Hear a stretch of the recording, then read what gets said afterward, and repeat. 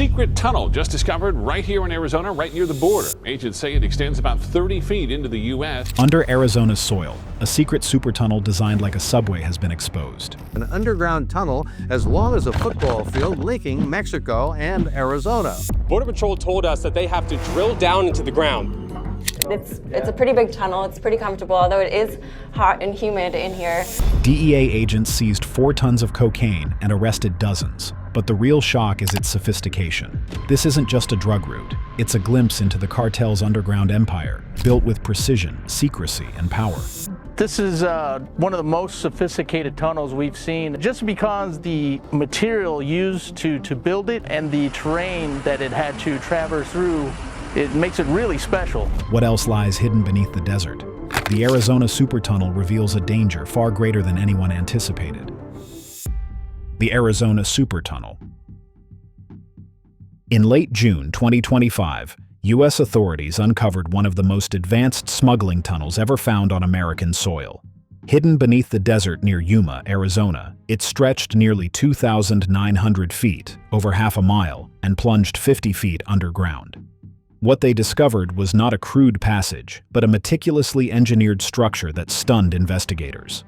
Unlike the rough tunnels of the past, this one featured reinforced steel walls, lighting, ventilation, and a fully operational rail system. Agents described it as resembling a subway corridor, precise, symmetrical, and disturbingly professional. The breakthrough came when aerial drones detected faint heat patterns in the soil. Infrared imaging revealed a linear anomaly, prompting ground teams to deploy radar scanners. Excavation soon exposed a reinforced shaft opening into a vast underground corridor, unlike anything seen before. Border officials immediately sealed a 5-mile stretch of the Arizona-Mexico line, halting all movement through the area. Both official crossings and informal routes were shut down as drones and helicopters circled overhead. Local law enforcement evacuated nearby homes, while K-9 units searched for hidden exits or stash sites.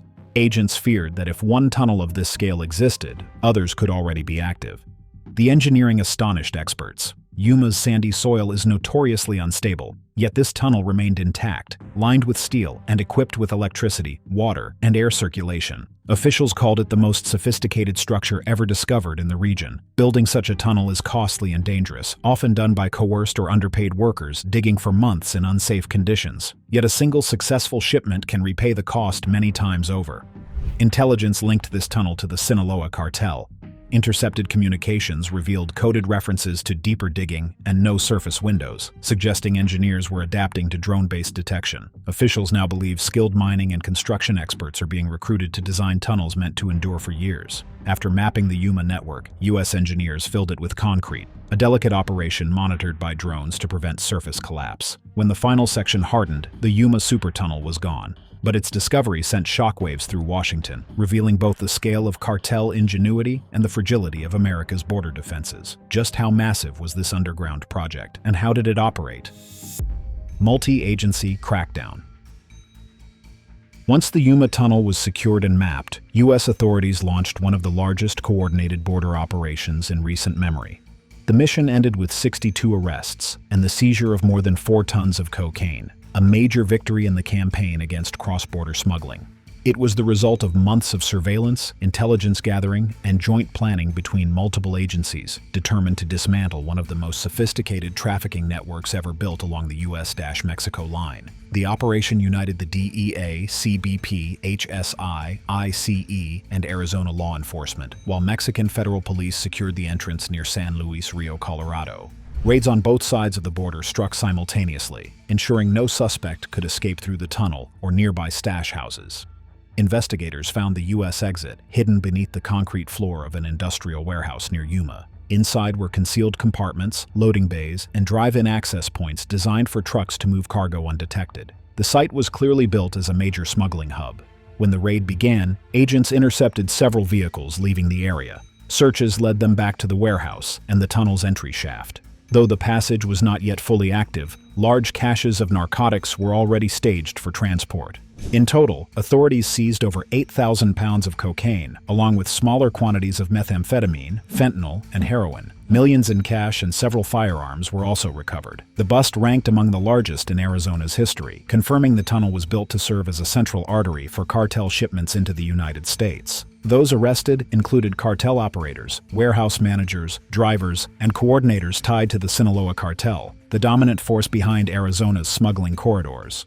Several suspects were U.S. citizens, recruited for their expertise in construction and logistics, helping disguise the tunnel's purpose. The sophistication of the Yuma Tunnel supersedes past discoveries in California, such as the 1,700-foot Otay Mesa Passage, found beneath a warehouse packed with cocaine. But this time, the location marked a shift. What was once concentrated near California had now spread deep into Arizona's desert. Agents who entered the Yuma Tunnel described it as fortified and deliberate, with reinforced walls, powered lighting, and multiple exits for emergency escape. Hidden booby traps and barricades slowed any intrusion. Everything about its construction suggested durability, secrecy, and scale. The 62 arrests in Arizona were part of a broader crackdown. Just months earlier, a nationwide DEA surge had netted more than 600 suspects linked to the Sinaloa cartel and seized thousands of kilograms of narcotics. But the Yuma case stood apart, not for its size, but for its precision. It targeted an entire smuggling corridor, striking the infrastructure that made mass trafficking possible. DEA Special Agent John Callery said operations like this expose the cartel's new strategy, moving away from fragmented deliveries toward bulk transit systems designed to bypass surface security. Authorities warned that such tunnels also enable human trafficking, arms smuggling, and other illicit movement. In June, footage emerged of migrants, including children, being led through cartel tunnels, evidence that these networks serve multiple criminal purposes. The Yuma raid required exhaustive coordination. Agents tracked cartel affiliates for days, mapping routines and monitoring communications. Once the timing was right, simultaneous warrants hit the warehouse, stash houses, and transport vehicles. Within hours, dozens were in custody, and the operation shut down before the smugglers could scatter. Prosecutors have since charged suspects with conspiracy, trafficking, and money laundering. Yet officials admit many tunnels remain hidden. Cartels often dig decoys or abandon false shafts to mislead investigators, forcing U.S. agencies into a constant race against time. As one DEA agent put it, they only need to succeed once. We have to succeed every time. The Yuma seizure dealt a financial blow, but not a fatal one. With cocaine production still high in South America, the cartels can replace losses within weeks. Each ton seized represents tens of millions on the street, meaning the Arizona bust disrupted hundreds of millions in product, but barely dented an enterprise measured in billions. For Yuma residents, the discovery was a jolt of reality. A quiet warehouse in their own community had been the front line of an international smuggling network. Officials sealed the tunnel with concrete and urged vigilance. Any unusual digging, truck movement, or shifting soil could mean another one below. But the question lingered. If this was the tunnel they found, what else is still hidden beneath the desert? The cartel invasion. In mid-2019, authorities uncovered the longest drug smuggling tunnel in U.S. history, built by the Sinaloa cartel. Like most narco tunnels in the United States, this passage began in Tijuana and emerged in San Diego, California. Yet it stood apart for its sheer scale, stretching an astonishing 1,313 meters, or 4,300 feet, making it the longest known tunnel in the U.S. and likely the world. The structure was no simple hole in the ground. Just like the Arizona Supertunnel, it featured a lift, a drainage system, air ventilation, and high-voltage electrical wiring. When discovered, the tunnel contained no drugs, and no arrests were made, suggesting the cartel had abandoned the project just as authorities closed in. Even this record-setting tunnel barely scratches the surface of the sprawling underground network linking Mexico and the U.S. Between 1990 and 2015, 833 tunnels were discovered, most between Tijuana and San Diego. Since 2015, dozens more have been uncovered, pushing the total above 200. These tunnels vary dramatically in size and complexity, with the most sophisticated requiring years of labor and dozens of skilled workers to complete. The rise of narco tunnels is closely tied to post-9/11 border security. Increased checkpoints and inspections force traffickers to adapt. The once common above-ground smuggling routes became too risky, and digging underground offered a safer alternative. Early detection came from the telltale signs of excavation, sinkholes, displaced soil, and unusual construction activity. To counter this new threat, the U.S. established the Tunnel Task Force, a permanent division of border security operating primarily along the Tijuana-San Diego corridor. Working with ICE and the Border Patrol, the team employs radar and other advanced technologies to locate tunnels before they can be used. Their first major success came in 2006, identifying a 1,148-meter tunnel from a warehouse in Tijuana to Otay Mesa, California, where 2 tons of marijuana were seized and several arrests made. That tunnel was believed to belong to the Arellano Felix cartel. Yet for every tunnel discovered and sealed, new passages appear. Mexican cartels operate like the mythical Hydra, cut off one head and 2 more emerge. In November 2010, 2 Sinaloa tunnels totaling 790 meters were found, complete with reinforced walls and cement floors, resulting in the confiscation of 36,000 kilograms of marijuana, one of the largest underground busts ever recorded. Arizona has also entered the tunnel war. In 2012, a 3-foot diameter, 90-meter tunnel was uncovered, followed by another in 2014 measuring 147 meters, yielding hundreds of kilograms of marijuana and heroin. Tijuana to San Diego tunnels continued to appear in 2020 and 2022. The 2020 discovery spanned 610 meters. It included a functional rail system with 590 kilos of cocaine, 36 kilos of methamphetamine, 7.7 kilos of heroin, 1,400 kilos of marijuana, and nearly a kilo of fentanyl seized. The 2022 tunnel extended 640 meters, also packed with drugs ready for transport. Despite specialized teams, advanced detection, and repeated seizures, the flow of underground tunnels shows no sign of stopping, and while the southern border remains the focus of attention, something far more sinister is quietly unfolding on the sea. The cartel stealth subs. The battle against drug smuggling at sea is more complex and covert than most people imagine, because traffickers no longer rely only on fast boats and hidden crates, but on purpose-built underwater vessels that can travel nearly invisible beneath the waves. These craft routinely submerge to evade ordinary radar and, on a single voyage, can carry cocaine with a street value measured in the hundreds of millions, making each crossing a high-stakes gamble for smugglers and law enforcement alike. The shift to underwater methods did not happen overnight. In the 1980s, Colombian cartels began experimenting with simple submerged tubes towed behind boats, an idea that proved clever but ultimately too crude to stay ahead of authorities.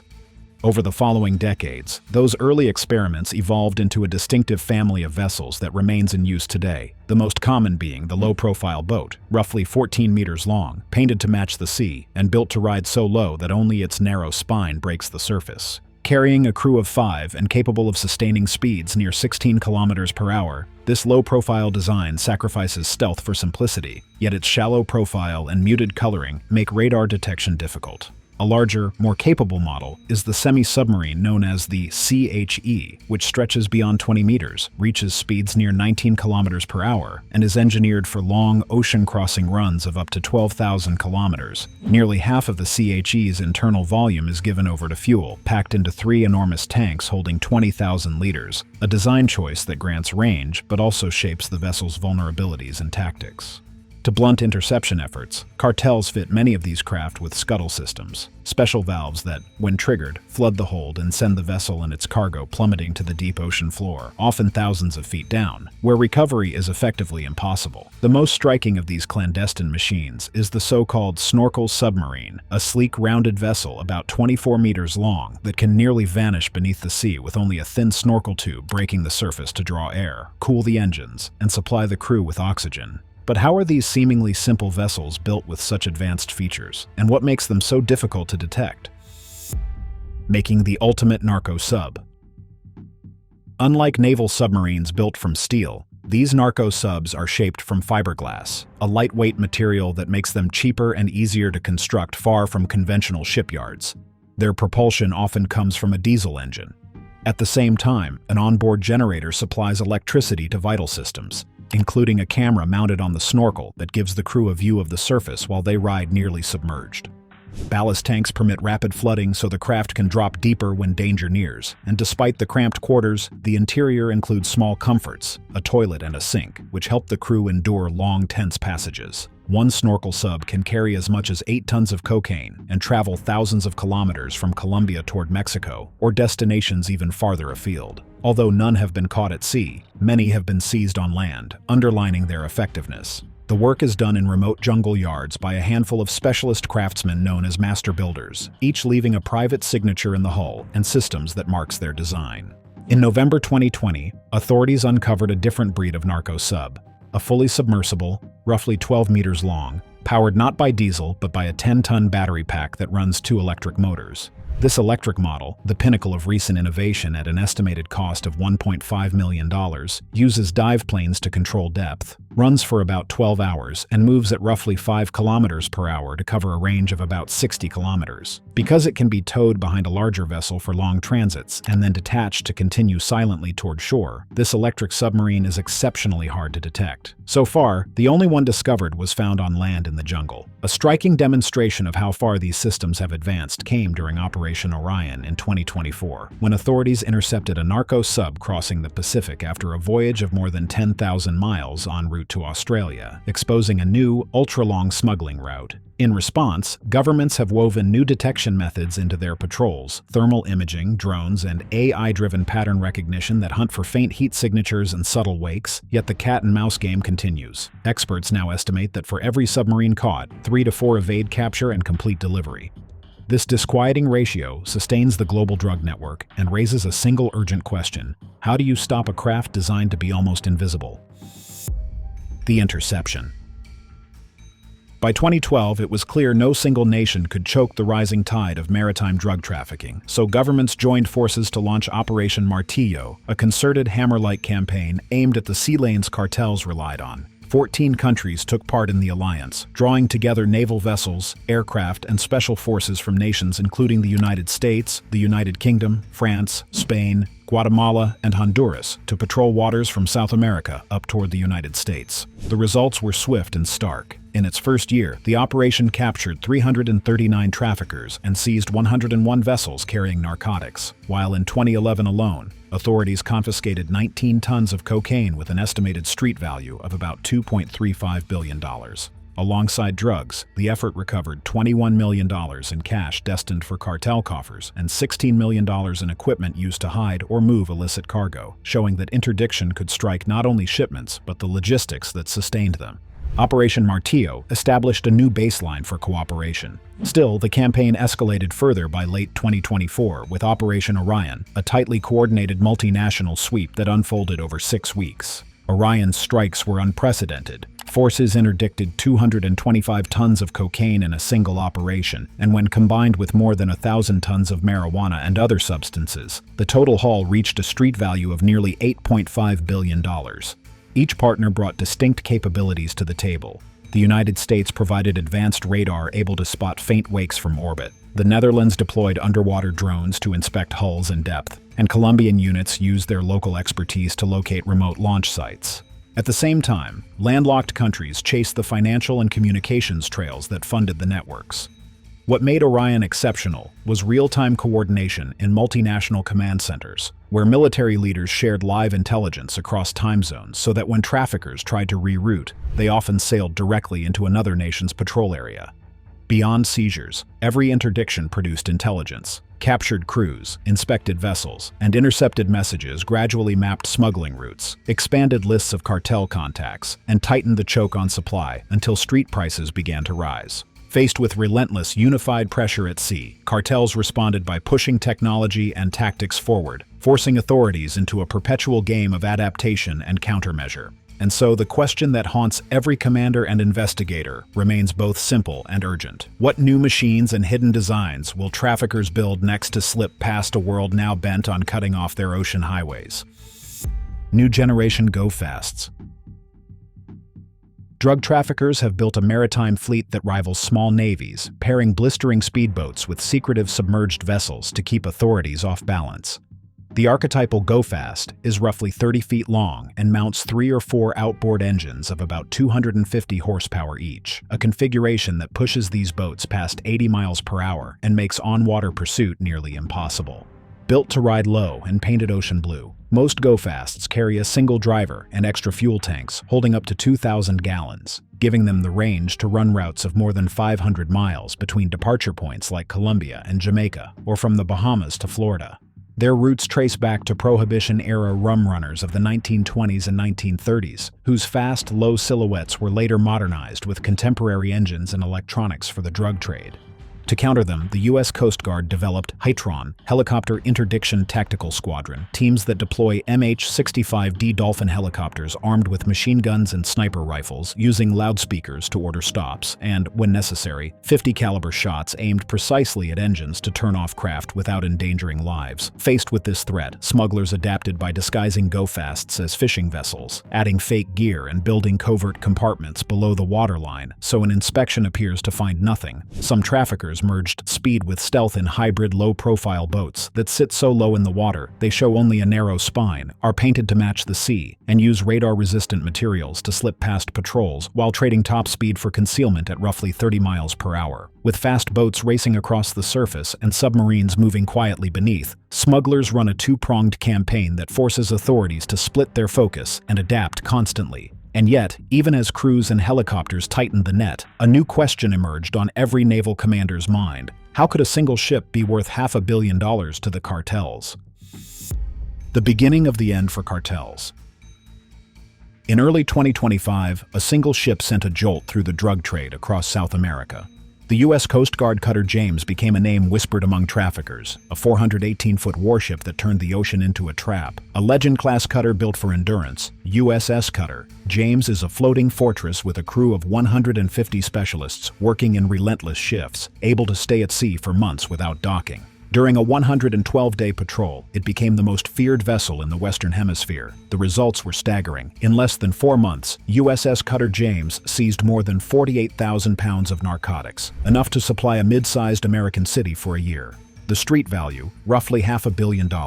For the cartels, it was not just a loss, it was humiliation. The campaign's turning point came in January. On the 5th, a maritime drone launched from USS Cutter James spotted a suspicious vessel off Ecuador's coast. Unlike standard military drones, this one could fly for 8 hours straight, its precision cameras reading hull markings from miles away. The target was tracked in silence until the boarding team struck, arresting 3 smugglers and confiscating over 2,200 pounds of cocaine. The next day, the operation escalated. Working with maritime patrol aircraft, USS Cutter James intercepted 3 go-fast boats traveling together, a rare formation meant to overwhelm pursuit teams. HITRON helicopter units moved in with exact timing, disabling engines and seizing nearly 14,000 pounds of cocaine. 9 suspects were taken into custody. By January 7th, traffickers shifted tactics, launching a low-profile boat designed to slip under the radar.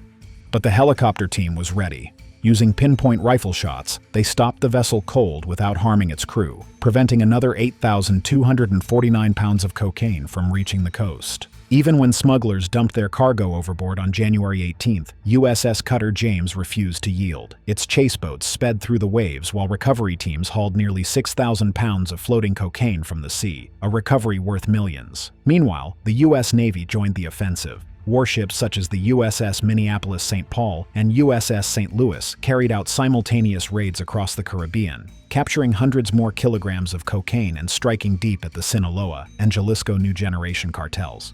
Intelligence gathered during these missions mapped hidden routes, exposed cartel coordinators, and revealed new smuggling methods, data now shaping future operations. To reinforce the blockade, the Pentagon deployed the USS Gravely, a guided missile destroyer armed with Tomahawk cruise missiles, to patrol the Gulf Coast near the Texas-Mexico border. Its mission: extend the reach of the Coast Guard and Border Patrol into international waters and stop drug shipments before they ever near American soil. But every victory at sea raises a deeper question. Behind every major drug bust, though, there's always a hidden mastermind pulling the strings. Who really controls this multi-billion-dollar game of cat and mouse?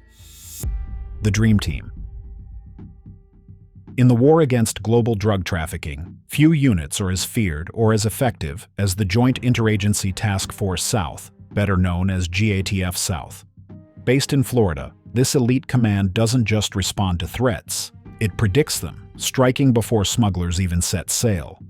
Operating as a high-tech nerve center, GATF South gathers intelligence from across the world.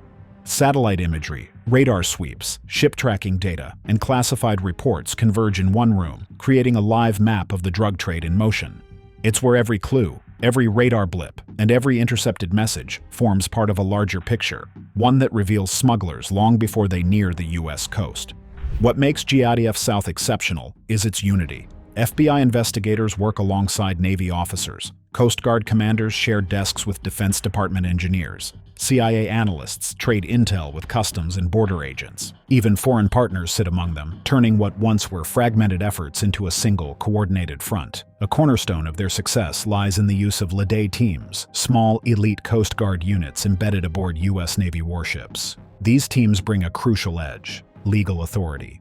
While destroyers like the USS Gravely or USS Bruins can detect and pursue suspect vessels hundreds of miles away with advanced radar, it's the LEDE officers who can legally board, arrest, and seize. Together, the Navy's strength and the Coast Guard's jurisdiction form a seamless strike force, swift, lawful, and devastatingly effective. When a radar trace suggests a trafficker's boat, the Navy closes in and LEDE boards fast, confiscating drugs and capturing suspects before evidence can vanish into the sea. The task force's power was on full display in August 2017 during a mission codenamed Big Week.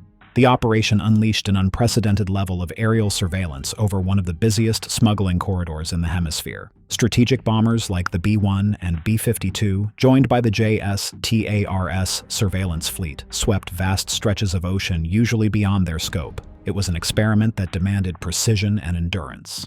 To extend flight time, refueling tankers kept aircraft aloft far longer than standard missions, turning brief patrols into hours of constant coverage. The result was dramatic. 6 metric tons of cocaine were seized or destroyed before reaching U.S. shores. That kind of success hasn't gone unnoticed.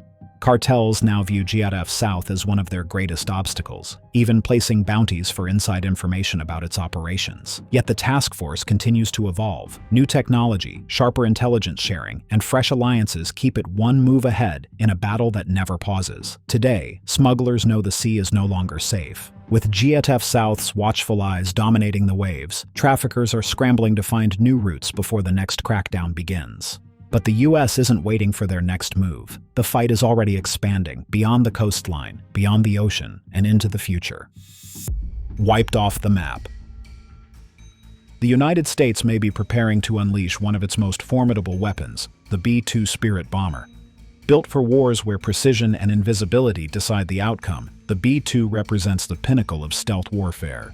Nearly invisible to radar and capable of flying thousands of miles without refueling, this aircraft strikes before its presence is even suspected.